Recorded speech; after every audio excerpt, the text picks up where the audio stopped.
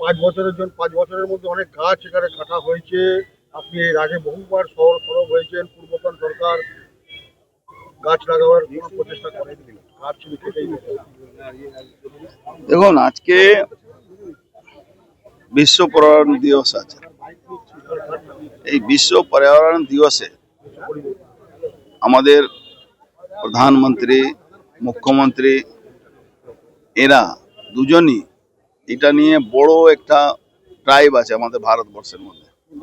পশ্চিমবাংলা আগে তো গাছ কাটা হতো, গাছ লাগানো কোনো ব্যাপার ছিল না, গাছ কাটা ব্যাপার ছিল।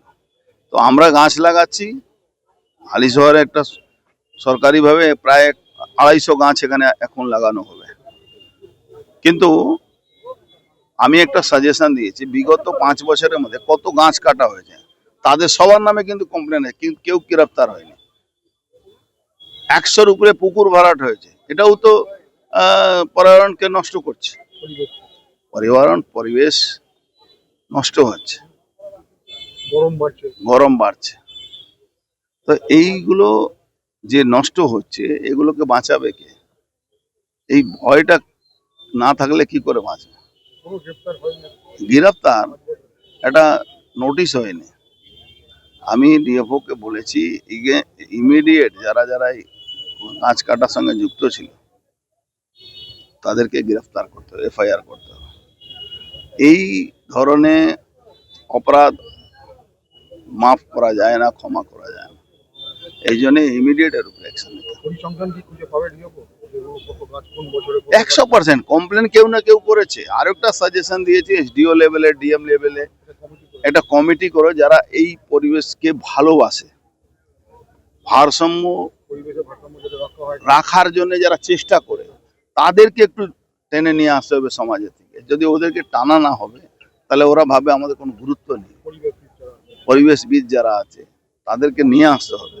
পুকুর ভরাটে যারা বিরোধিতা করে তাদেরকে নিয়ে আসতে হবে। শুধু রাজনৈতিক কর্মী হলে এটা চলবে না। এখানে যে কোনো পার্টি যদি এই ব্যাপারে যদি তারা ভালো লোক হন, যারা চান এইসব বন্ধ হোক, তাদেরকে নিয়ে। আমি একটা এক্সাম্পল দিলাম কি, ভাটপাড়া পৌরসভাতে ইও কমপ্লেন করেছে 25টা পুকুর ভরাট হয়েছে। কাউগাছি ওয়ানে পুরো মানে কত গাছ কাটা হয়েছে ভাবতে পারেন। ব্যারাকপুর বারাসাত রোডে সব গাছ উড়িয়ে দেওয়া হয়েছে, দামি দামি গাছ উড়িয়ে দেওয়া হয়েছে। আপনি ছাড়ুন, এই আমাদের পাশে গৌরীপুর জুট মিলে কত গাছ কেটে বিক্রি করে দেওয়া হয়েছে, এফআইআর হয়েছে, কিন্তু কোনো অ্যাকশন নেই।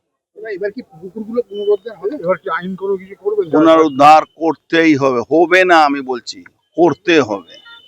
এটা কিন্তু